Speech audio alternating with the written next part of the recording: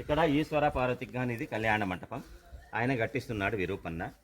ఇది కట్టే టైంలో డబ్బులు ఇస్తున్న రాజు పెనుగొండలో అచ్యుతదేవరాయలు చనిపోతాడు. రాజుకి కొడుకులు లేరు. ఆ ప్లేస్కి అల్లుడు వస్తాడు, రామరాయలు అని, కొత్త రాజు. వాడికి తెలియదు ఈ గుడి కడతా ఉండేది. కొంతమంది ఎనిమిస్ ఉంటారు. ఇక్కడ విరూపన్నకు కాకుండా వాళ్ళు పోయి కొత్త రాజుకి అంతా చాడీలు చెప్పేస్తారు.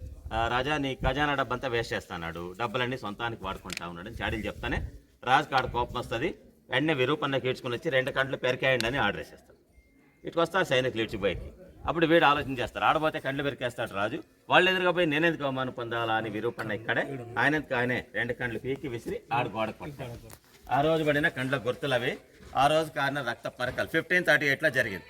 అప్పటి నుంచి ఇప్పటి వరకు ఆ రక్త మరకలు అట్లాగే ఉన్నాయి. ఎండకి ఎండతా ఉందా అది పోదు, వర్షం వచ్చినా తడుస్తా ఉంది అయినా పోలేదంటే ఇదొక భక్తికి నిదర్శనం అంట. ఆ విధంగా గుడి కట్టించిన విరూపన్నకి 2 కళ్ళు పోయినాయి కాబట్టి కళ్యాణ మండపం ఆగిపోయింది.